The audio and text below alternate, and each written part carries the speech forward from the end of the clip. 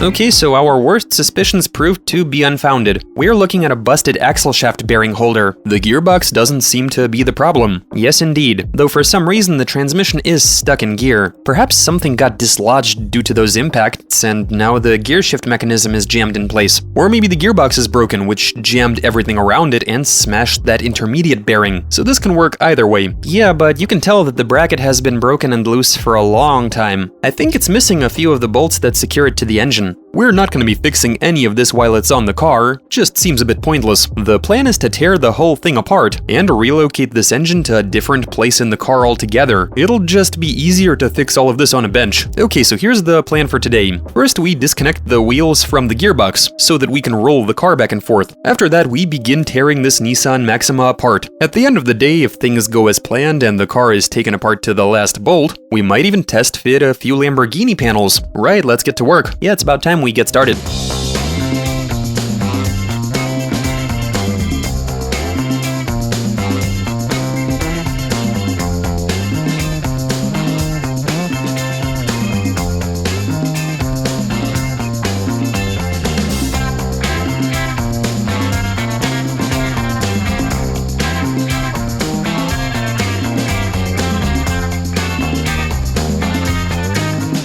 I don't understand what's holding it in there. You'd think that it's completely loose. Here you have some scotch tape, some bits of rags. You think there's any point in unscrewing this fender? I think you're better off using this screwdriver.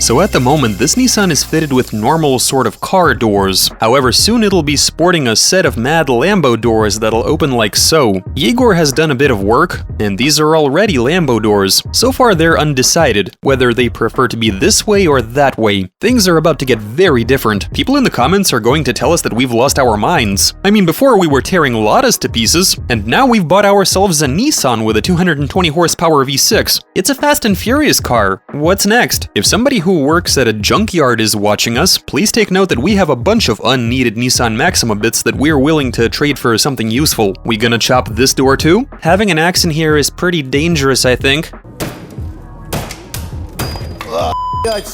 Oh, right in the leg! What do you mean? I didn't cut myself, so I'm okay. That's what you call okay? I'd say I got lucky. It's because it's hard to hold on to while wearing gloves. No grip? No grip.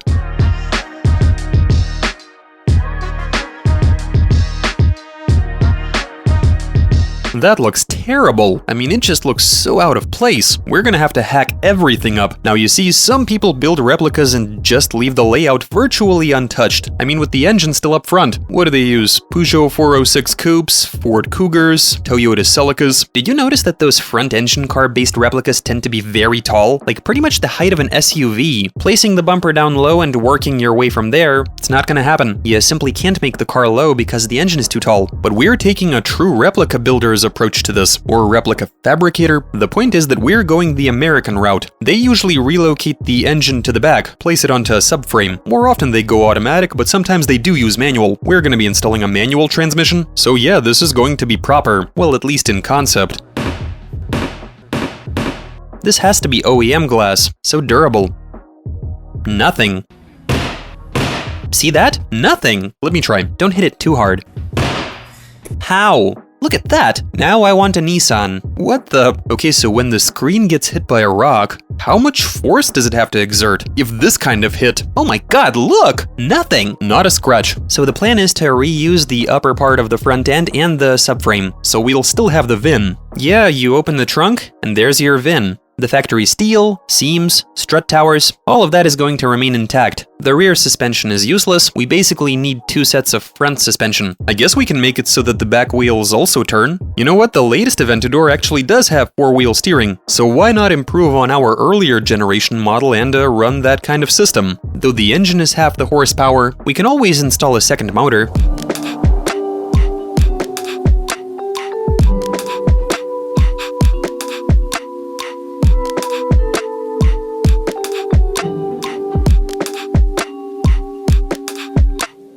Right now, we're about to unpack a cargo bay that hasn't seen the light of day for years. This is basically archaeology at this point, more like a shopping channel. See that? Just as you'd expect, you've got 2 wires. Oh my god, everything in there is horribly rotted. Spoiler alert, there's literally a hole in there.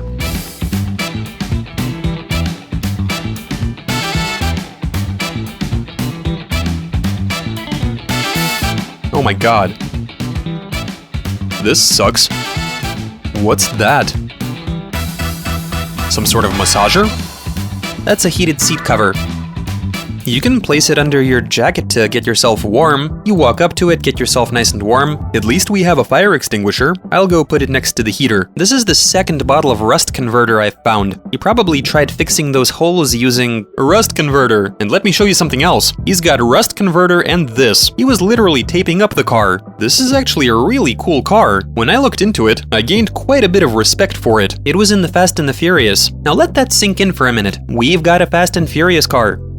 I didn't even suspect that there existed such a legendary car as the Nissan Maxima, which has got a lot going for it. It's pretty awesome. So there's an internet forum where owners exchange their secrets and knowledge, and what's interesting is that when I decided to read up on gearboxes, there was this guy who asked whether you can install a gearbox from so-and-so car into a Nissan Maxima. And the response was, first of all, you need to say hello on this forum. Second of all, this has already been discussed, so find the thread. So they've got some pretty strict rules on that forum. And let's not forget that we've got the Arab version, which is a sort of luxury deal by Nissan Maxima standards. I also got the impression that Arab cars are the cream of the crop. I mean, the 3-liter cars are already top of the line. And on top of that, ours is from the Middle East. So instead of 193, you have 220 horsepower, though that information's not confirmed. That's what they said on the forum. So the initial idea was to use a donor chassis for the build. Get a donor car that would be the platform. However, the donor car turned out to be horrifyingly rusty. It is literally falling to pieces. Even the rear frame rail has come loose.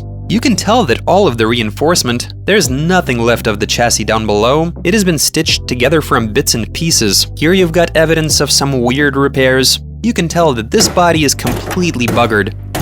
It was probably the wrong move to buy this thing at night. Well, that is an old tradition of ours, buying a car at night. True story. So basically, we don't need anything off this car. All because in order to re-weld all of this, reinforce it all, do the necessary repairs, that's just gonna take longer than welding it from the ground up. Especially considering that the rocker panels are going to be routed differently. We can do it all properly. The Lambo body is wider. Do you want to cut the floor from out of here or find some other donor car? It basically doesn't have a floor. It's covered in patches. Someone did try to repair it, but it is totally ghetto with all of those patches. So essentially, we'll be building a bespoke frame which we can attach the subframe and all the other bits to. We can even use Lamborghini blueprints to weld up that frame. The question is, will such a frame be less solid than if we were to use a complete car? I mean, cars do have stiffness built into them. Will we be able to make something better, or will we not? Or at least on the same level. We'll use some high-quality seamless pipe, and the layout will basically be the same as on a race car. You do know they are built in a very similar fashion. I'm talking about the ones used in rally raids, circuit racing, where they've got solid cages and an engine somewhere in there. The only reason they don't make road cars like that is because it's too expensive. Well, we are building a replica, and the rules are such that you need to get a donor and cover it with stuff. We basically bought a donor and threw it away, just for that section of it, and that's it. You can clearly tell that this bit is completely rust-free, but it's been torn. This shell is extremely tired. You can see that the spot weld has been torn off, and they've done some repairs. How could that have even happened? Catastrophic loss of stiffness? We've barely even started and I'm already having trouble sleeping. I go to bed and all I can think about is the Lambo. How to tie in the subframes and get everything right. A couple of days ago, I woke up and I was like, the documents, I need to get the documents sorted. Yeah, by the way, we're going to be doing everything right this time, not like with that limo. If you think we're simply going to build this Lambo, no sir, it's not just about the build. We're also going to legally register it. Everything's gonna be okay, at least I hope so. We want to be able to drive it. Yes, we do.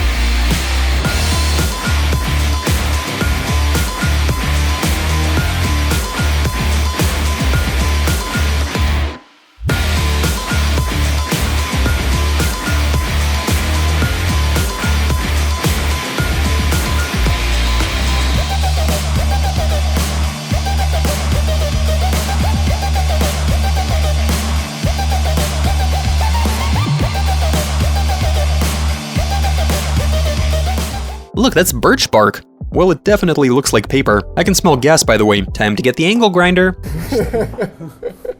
You know, I immediately disliked the car when I first saw it, but it is amazing how beat up it actually is. Aw man, it is very bad. And you can't really tell by looking at it, right? That it's in such bad shape. Though we should have suspected it, I guess, that there would be no body panels intact. Take a look at the floor. You can tell that some really crafty dude was working on it. Look at these tiny square patches. What did the previous owner tell you about the condition of the car? Was he like, if you spent 80 bucks, it'll be good to go? He basically told me not to worry, that the floor was already welded up. They've literally welded on some pipe. Oh dude, it's pretty heavy. Really? Yeah. So we've removed the gas tank, and on this end of the car there's nothing that might be of use to us, essentially. You're on that end of the car, and you might prove useful.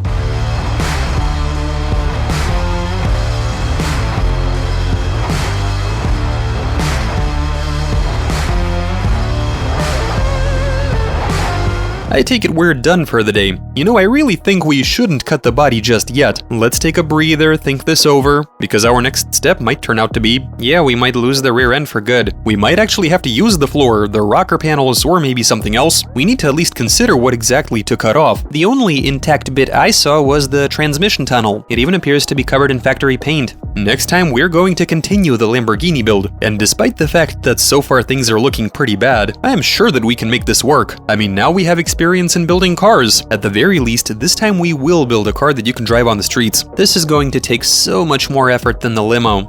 Much more. Much more. That's it, guys. Subscribe so that you don't miss what's coming out next. See you soon. Bye.